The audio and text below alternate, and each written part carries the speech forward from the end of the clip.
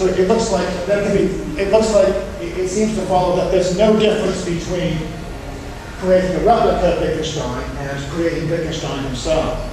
There's no difference between a person and a copy or a replica of a person.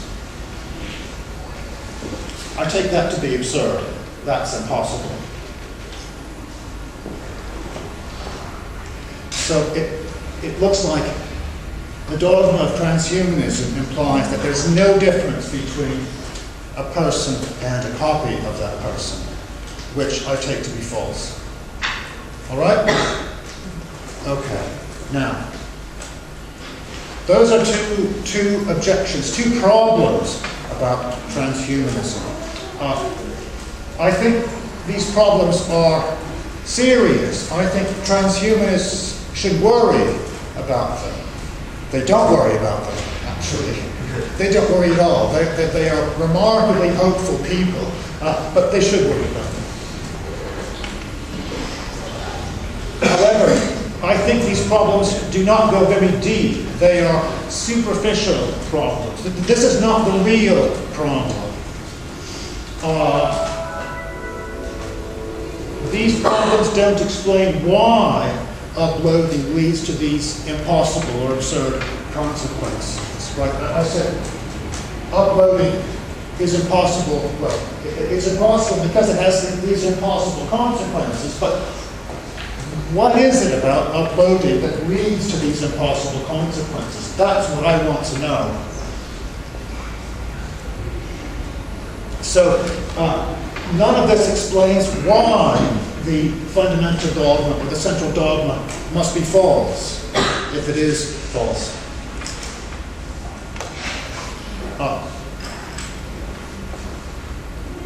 Another reason why I think the problems are superficial is that they apply to other claims that do not involve uploading. So we get the same problems in cases that don't involve uploading or transhumanism at all.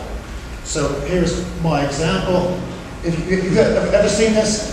Yes, okay. Well, you know, this was a 1970s TV show, American TV show. Now, the good thing about Star Trek, maybe the only good thing, is their method of travel, right? So they can travel just by teleportation. It's the transporter. Okay, it's fantastic. You can travel just, you know, you say, beam me up, and you are instantaneously moved to your destination without having to go to the airport or change trains or get stuck in traffic or anything like that. It would be fantastic. How does it work? I think this is how it works. So when the captain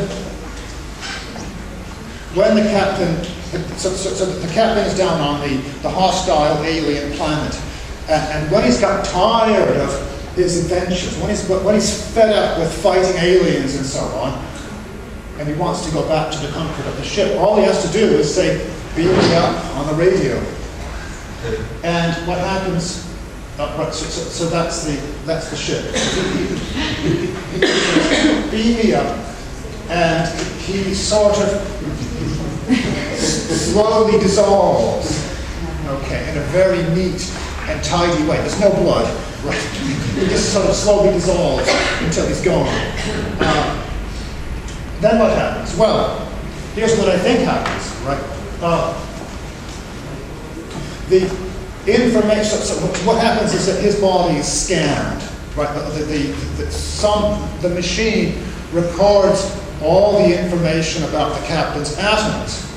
That information gets sent to the ship by radio, because that's fastest. Though they could send the information by post just as easily, but it would take longer. Okay, that they use that information to gather up new atoms from these. Let me see if I can make this work. These pots here are full of carbon and potassium and oxygen and hydrogen and all of the chemicals that make up a human being. And the machinery arranges all of this stuff, all of these atoms, to make an exact physical copy of the captain on board the ship.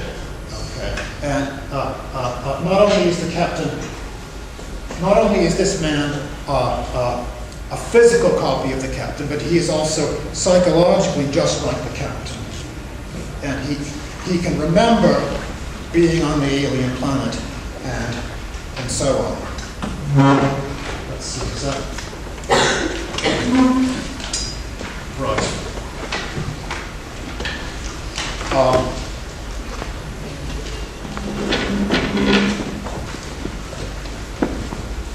Right. And in the TV show, the assumption is that that man is the captain. Everyone says, "Yes, Captain, welcome back to the ship. That was a close one, wasn't it?" We all take it to be the captain and not merely a copy of the captain, not a replica. Okay, that just shows that you can't believe everything you hear on TV. So, now it's easy to see that the branching problem, the duplication problem apply in this case just as much as they do in the uploading case. Right? So the transporter could just as easily make two captains as it can make one. Right? The information gets, all that moves from the planet to the ship is information. Right? And there's plenty of atoms, plenty of potassium and sodium in those parts to make two men. Okay, so they could make two captains instead of one. Okay, but they can't both be the captain. Okay, but if one were the captain, both would be. So it looks like the same problem arises. Neither one could be the captain. Right? Because if one could be, both could be, that's impossible. The branching problem. Likewise, the duplication problem, it's possible to create a replica of any person, of the captain, for example. God could do it. Like if I could ask God to create a perfect copy of Nigel, say, right here, and God could do it, right? He wouldn't, but he could. Of course, that wouldn't be Nigel. Okay. So it's possible, but it's also possible for the crew of the ship to create a copy of the captain. Okay. But again, what would be the difference between making a copy of the captain and making and getting the captain himself back to the ship? It looks like the procedure would be exactly the same in both cases. There's no difference in what they would do. Okay, so there could be no difference in the outcome.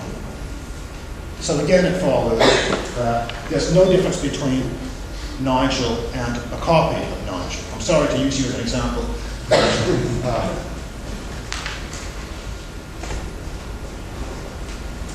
All right.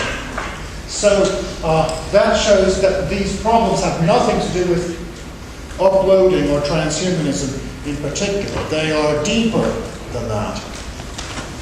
So if we want to find out what's wrong with the fundamental dogma, if it is wrong, we have to go deeper. And I've got only a few thoughts about this. They have to do with the third picture here, which is not very exciting, I'm afraid. It's a bit dull compared to the others.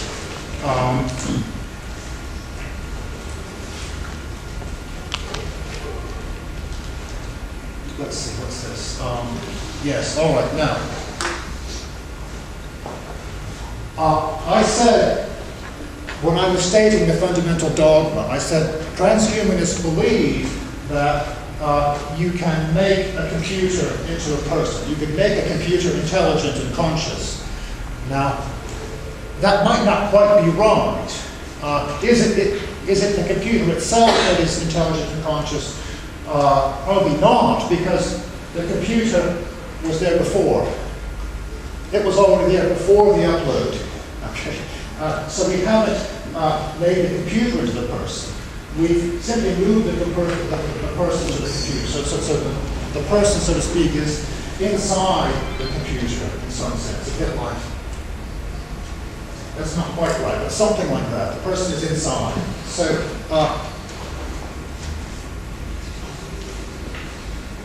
what is the relation between the person and the computer?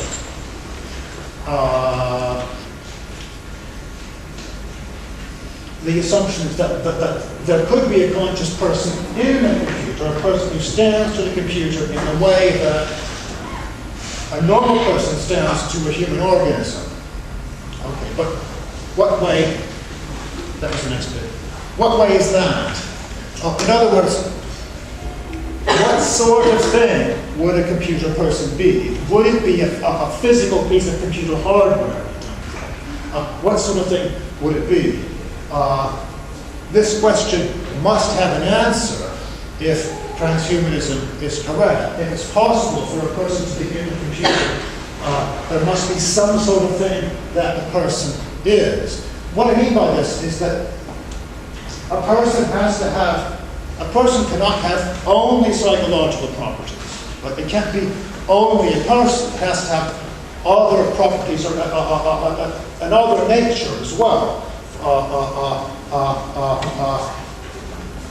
A human person, I suppose, has certain biological and physical properties as well as your psychological properties. Right? So you are conscious and intelligent and thoughtful and so on, but you are also 2 meters tall, say, right? Or you have a certain weight or a certain location and so on. Okay. So what is the non-psychological nature of computer people in computers? Transhumanists have no answer to this question. I think it's a very hard question to answer. It's analogous to asking what sort of thing is a human person. Okay. This is a question that I've thought about a great deal. I've written a book about it, actually. A very good book, too. What sort of thing is a human person? What properties have you got besides your psychological properties? Now, I think this is the place to look, because an answer to this question will constrain or affect what we can say about uploading and transhumanism. So, I think a good answer to the question, what is a human person, is this: a sort of animal, an organism. That's what I see. That's what I see in the mirror. So, suppose a human person is an animal. Now, if I'm an animal, then you cannot move me into a computer. Uploading would be impossible.